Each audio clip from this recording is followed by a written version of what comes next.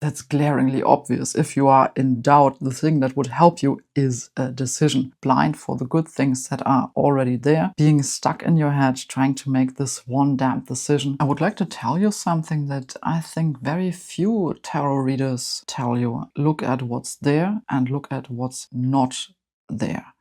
Welcome back to this channel. In today's episode, we'll do the spread of the Queen. Where do I stand and what do I need now?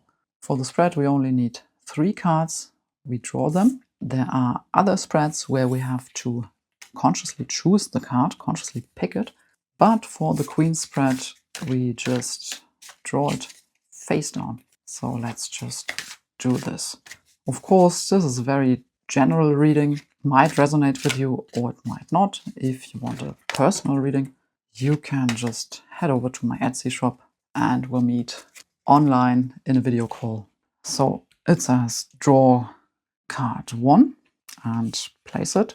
Oh, doubt. Yeah, great. My favorite card. No, my favorite's another one. Then draw card 2. That is something that helps you. Oh, another spade. Decision.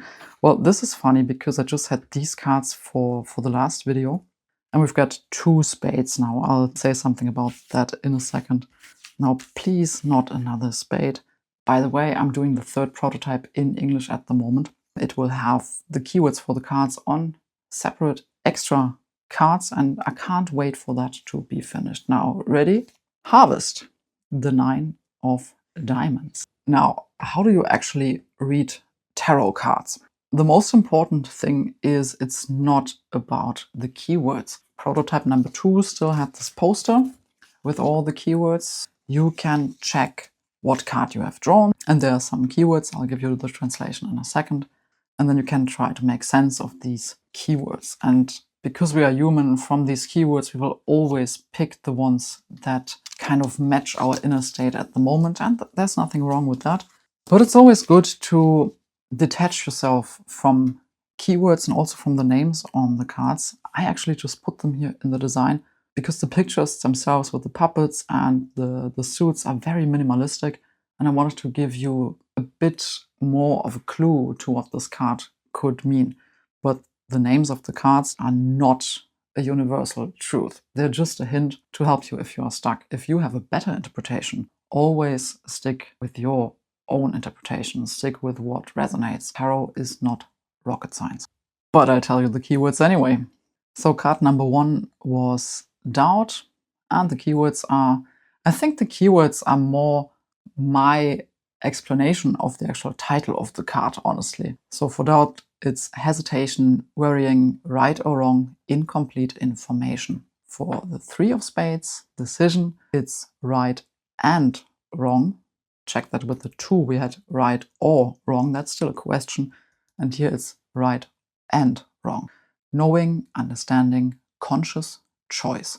If you want to know more about these cards, I did videos where I explain them at some length. And one after the other, I will do videos about the other cards as well.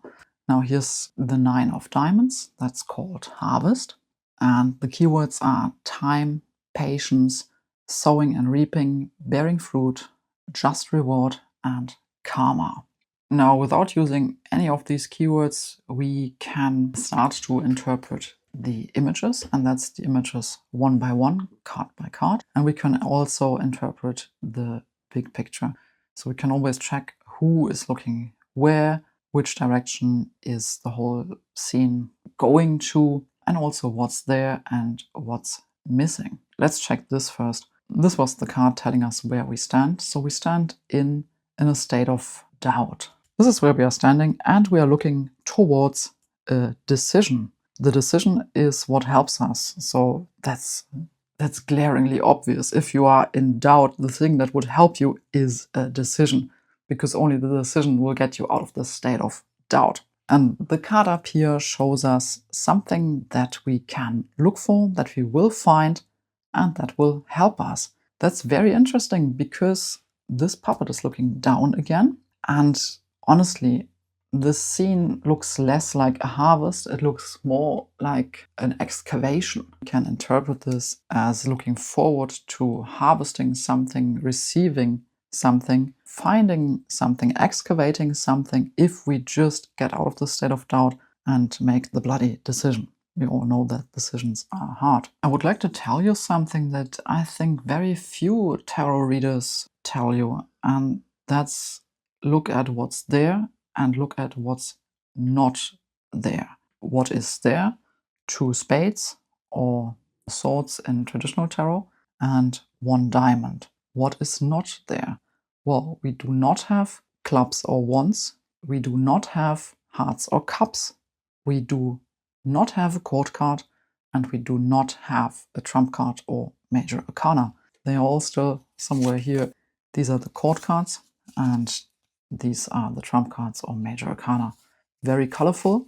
And here we only have black and white. We do not have the energy and the drive of the clubs, and we do not have the emotion and unconscious knowing of the hearts. We have the mind, the logic, the rationality of the spades or swords, and we have the actual doing of the diamonds. So the answer to where we stand is very obvious. We are completely stuck in our own mind, and we will get out of this state by making a decision which is a matter of the mind as well. And what helps us is not only this word of harvest, but also doing something. So to get out of your mind, you have to actually take action. And you might know that if you are worrying too much, if you can't make a decision, if you're doubting, and if your thoughts are just going in circles, sometimes the very best thing you can do is just action. Do something with your hands, not necessarily something that will help you make a decision, but just something. And to be honest, one of my favorites, apart from taking the dogs for a walk, is doing something in the garden.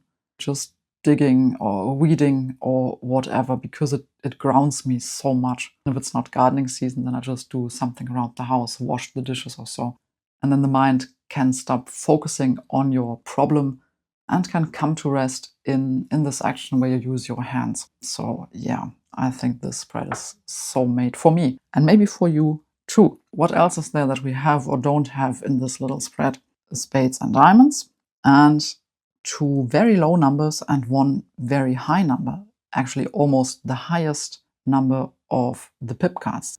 The 2 and the 3 are right at the beginning. Before them there's just the aces in the sequence of the numbers. So where do we stand? Not only in doubt and in the mind, but also very much at the beginning, just at the 2. And 2 is an even number, which has a passive quality and can mean a bit of a standstill anyway. Then we have 2 uneven numbers, the 3 and the 9, both of which will help us, so we have to get into action here. The 3 is still a very low number. It will help us, and if we look at the image, this step forward in the sequence of the numbers will help us, or will catapult us right there to the 9, and check that there is no middle ground here. There's no 4, 5, 6, 7 and 8. 5 cards in the sequence are missing. That is a lot. The other thing that we don't have are the major arcana or trump cards, like the Fool or the Marionette. The trump cards in this deck picture the journey of the Fool, from Fool to Wizard, of course. There's the Wizard. From Fool to Wizard. So he sets out because he wants to be a wizard. Well, who doesn't? And on his way there, he meets all the other trump cards, which of course means that he learns the lessons of life, the big lessons of life. He meets the goddess, he meets death, he meets the devil, all that big life lessons. We don't have any big life lessons here. We just have the world of the minor arcana, the suit cards, and they depict everyday life. Nothing magical, nothing metaphysical, just everyday human life. So we can safely say that in this spread, a decision is not a big life decision, a big life choice, something that will change our destiny. It's just a decision. Now, depending on why you asked this question, where do I stand and what do I need now, the absence of the trump cards could also mean that you are busy doubting and trying to decide small matters that don't play much of a role in the greater scheme of things. But as we all know, even the small life choices are important because they are our daily habits. The choice if I go running today or exercise today is not a big life choice. We are talking about something that I will do for, I don't know, maybe 30 minutes. For the big picture of my life, that in itself doesn't make a difference. But the question, if I go running or exercising daily or at least regularly, makes a massive difference in my life. And only when I exercise regularly can I at some point reap the benefits of better health, better fitness. Not the big life choice, but in the end leading to greater things. And the greater things might be shown here by this string coming up from the top. We don't know what's there at the top. We don't know where it leads. It can show us that we are wasting time being in our head trying to make small decisions that no one cares about, but it can just as well mean that we have to make the small decisions to move on to greater things and really change the big picture. As I said, this is just a general reading to deepen your understanding, but maybe something resonated here for you.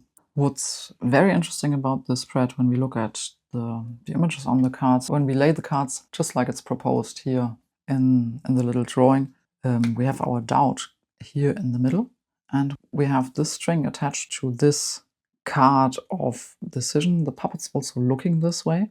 He can't see this one, and that's really cool.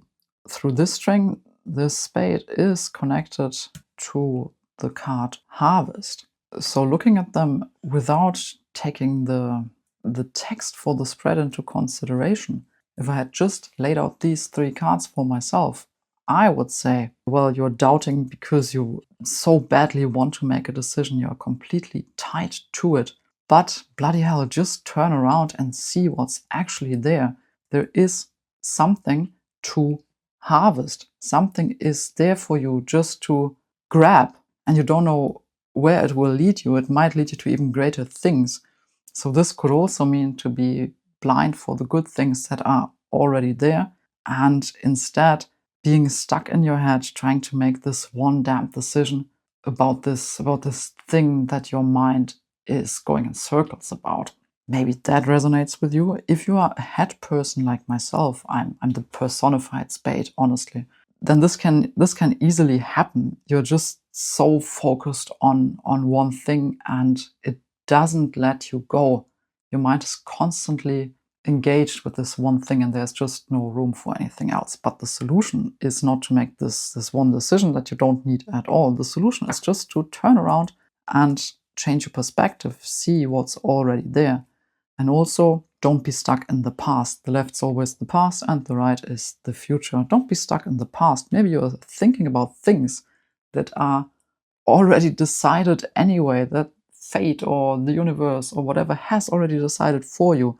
So just cut this string, turn around and move towards the future. That's just an alternative interpretation. And I usually get about 0 views on my videos, but maybe you've watched this video, and if you did, please let me know in the comments how you would interpret the spread or which of these ideas resonated with you. I would so love to know that. And that's it for today. That was the spread of the Queen. And in the next video, the spread for the King, I'll show you prototype number 3 in English with the new extra cards with the keywords. I really can't wait for it. I hope you could take something away from this little video and have a lovely day. Thank you so much.